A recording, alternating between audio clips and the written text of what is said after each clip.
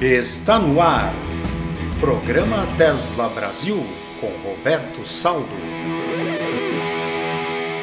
Estamos de volta mais uma vez com o programa Tesla Brasil, com Roberto Saldo e convidados. Hoje trazemos mais uma vez o nosso convidado Luiz, da Delta E, essa empresa que produz aí suas bikes elétricas sensacionais aí. Hoje vamos falar desse mercado aí da bike elétrica, mas principalmente de como fazer o certo, né? A gente deu uma pincelada aí no programa anterior e nesse programa agora a gente vai falar um pouco mais sobre esse assunto, ok? Bom dia, tudo bem com vocês? Roberto, Luiz? Bom dia, Ricardo. Bom dia, Luiz. Bom dia, Ricardo. Okay, bom dia, Roberto. Vamos lá.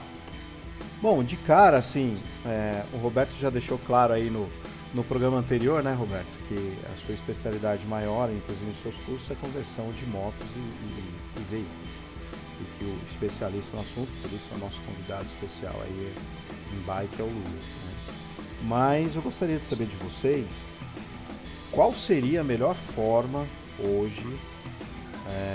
Nos bastidores aí a gente estava até falando do pessoal que fica tentando fazer aí sem pegar informação, sem estudar um pouco, sem pesquisar um pouco. E aí, qual a melhor forma hoje da pessoa que tem uma bike, que ela curte, que ela gosta,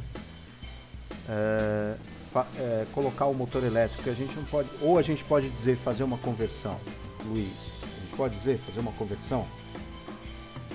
Sim, se for uma bike convencional, é literalmente uma conversão. Você está convertendo ela de bike convencional para uma bike elétrica. A gente pode dizer que a gente está convertendo a força mecânica para uma força elétrica. Acaba sendo híbrida, né? Porque a pessoa vai ter que pedalar de todas as formas, né? Mesmo numa bike elétrica, se ela for uma e-bike mesmo, porque se você andar sem precisar fazer nenhum movimento físico, já não é mais uma e-bike, tá? Esse é um problema que eu estava discutindo com o Roberto antes de legislação. Então, uma bicicleta elétrica, para ser uma bicicleta mesmo e-bike, você vai ter que pedalar de todas as formas. No mínimo, você vai ter que virar as pernas, né? Porque o motor pode ser tão forte que virando as pernas só, ele faça todo o resto. Mas uma conversão, ela pode ser feita de várias maneiras. Se um cara te falar que converte qualquer bicicleta com qualquer motor que você quiser, que você tiver a intenção de fazer, sem olhar a sua bicicleta, o quadro dela e etc., esse cara não sabe o que está fazendo, tá? Porque para fazer uma conversão sem nenhum risco, como eu disse, comecei a falar no programa passado, você tem que usar sem nenhum risco. Posso te dizer que fazendo uma conversão para um motor de cubo de roda para tração dianteira, isso é uma conversão segura que dá para ser feito em qualquer bicicleta. Um motor central ou um motor traseiro depende de outras coisas, depende de gancheira, depende de estrutura de quadro, depende de uma série de coisas. Dá para fazer? É possível que sim, mas tem que fazer uma análise estrutural do equipamento antes de falar que dá. Ou seja, procurar uma pessoa que realmente entenda do assunto, né? Porque ou estudar muito, né?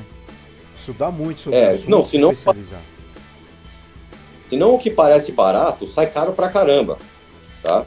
E pode Porque colocar, se você fala assim, pode colocar até as pessoas em risco, né, Roberto? Você que dá os seus cursos aí. Não, sem dúvida, né? Você tem que ter conhecimento. Hoje você tem bicicletas aí de 72 volts, né? 74. Tem mais já, Luiz? Ou essa é o máximo que estão usando? Não, eles não estão...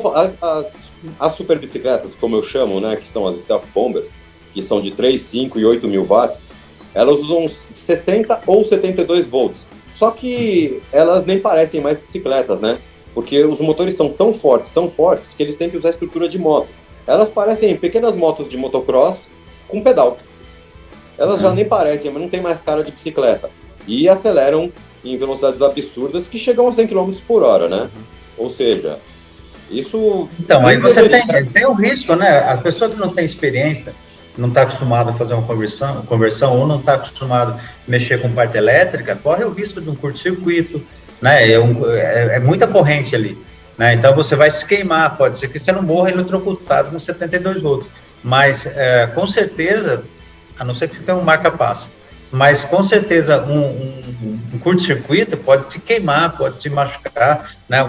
Até promover a explosão de uma bateria de lítio aí é perigoso. A gente falou isso nos programas anteriores, né, Roberto? Que a gente tinha recebido aí vários feeds, né, de veículos que explodiram abastecendo. Né? Tem uma imagem do Japão, acho que até um Leaf da Nissan.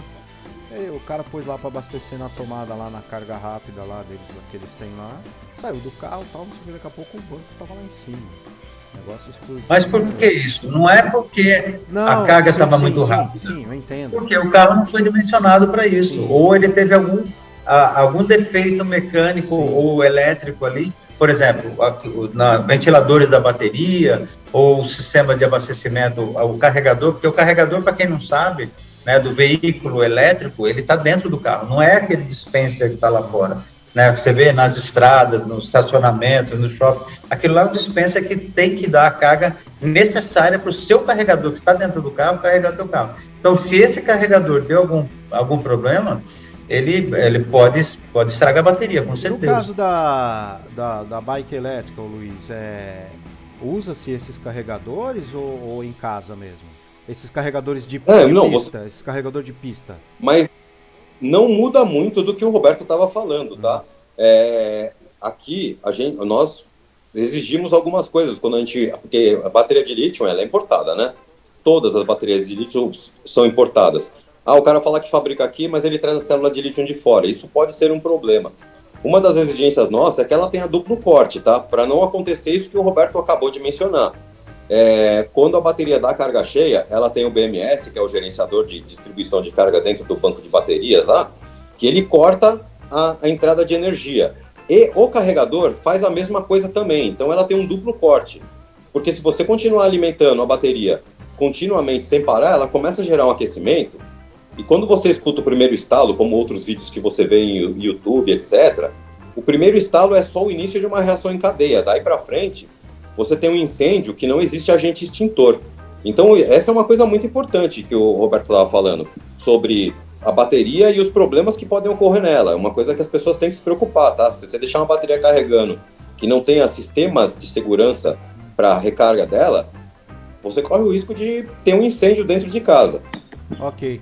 Pessoal, a gente fala um pouco de carro, um pouco de bike. Esses programas são programas que nós vamos falar de bike, porque uma coisa está relacionada com a outra. É banco de bateria. O kit basicamente é a mesma coisa. Exatamente.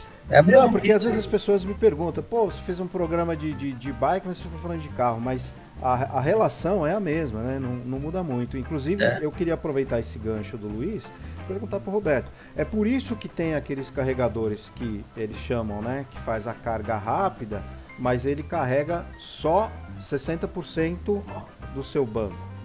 É por esse motivo?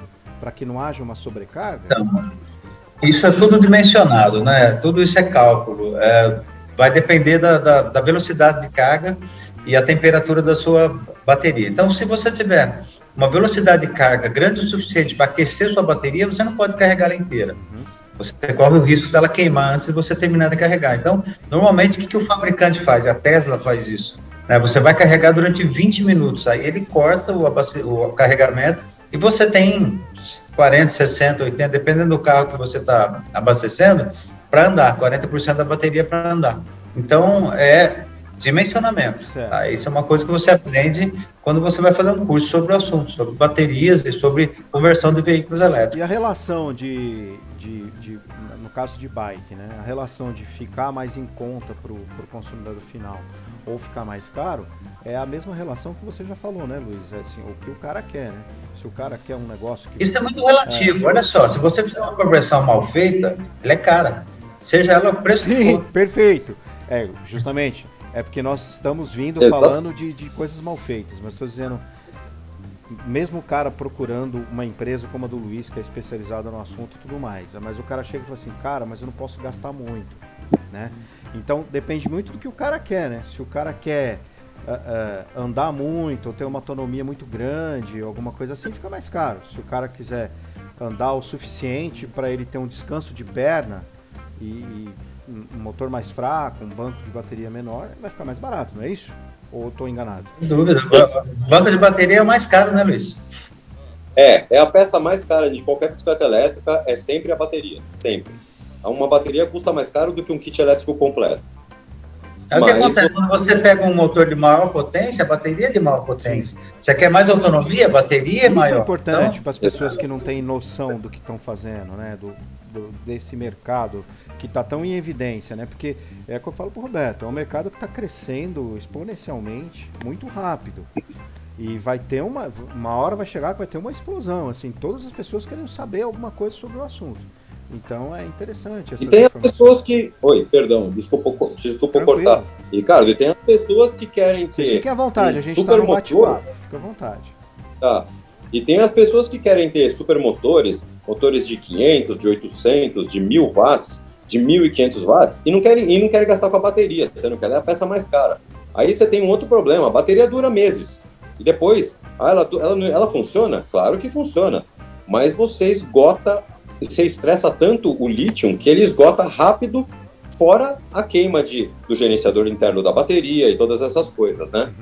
Então, essas coisas têm que ser muito bem planejadas e dimensionadas, senão cai exatamente no que o Roberto falou. Uma conversão mal feita custa caro pra caramba, porque você fala, paguei barato, muito mais barato que uma bicicleta. Dura meses, depois você joga tudo fora, porque queima tudo, torra tudo.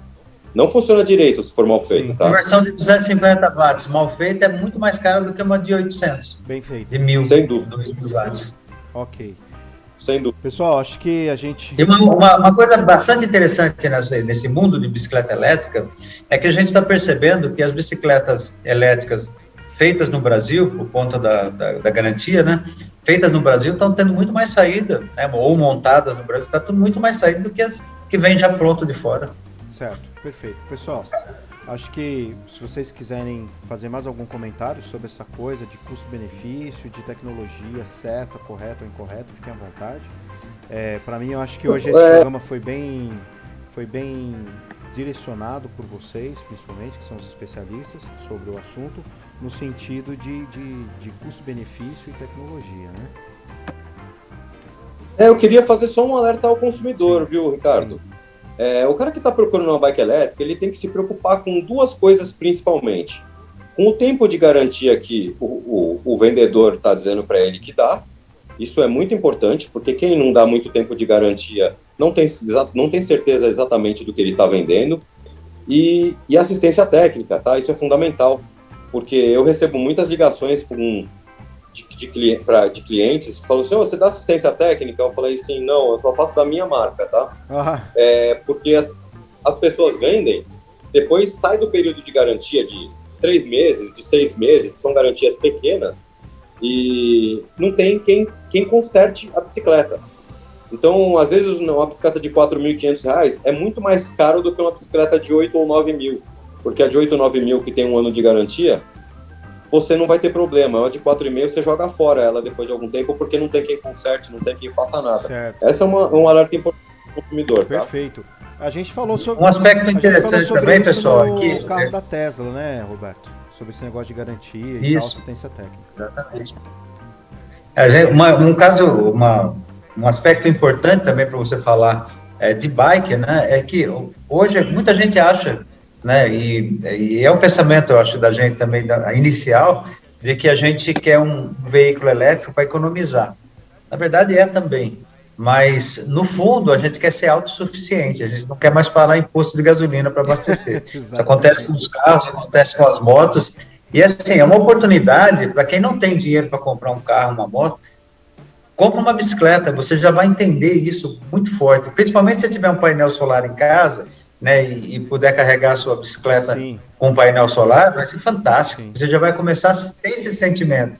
Né? É que a gente não percebe ainda, né? Aconteceu comigo lá nos Estados Unidos, quando eu morava lá ainda, poder usar a energia que eu mesmo produzia, né? E não passar na frente de um posto, eu não precisar parar para abastecer o veículo, né? E assim, uma sensação totalmente nova, muito interessante. Isso é muito legal. Então, gente, é isso aí. Mais um programa falando sobre bike elétrica, esse assunto tão interessante. Acredito que vocês estejam gostando. Aí com esses dois especialistas, o Roberto Saldo e o Luiz. E até o nosso próximo programa. Lembrando sempre, todos os dias, às 10 da manhã e às 22 horas ou 10 horas da noite, o programa Tesla Brasil com Roberto Saldo e convidados. Um abraço a todos, até a próxima. Programa Tesla Brasil com Roberto Saldo.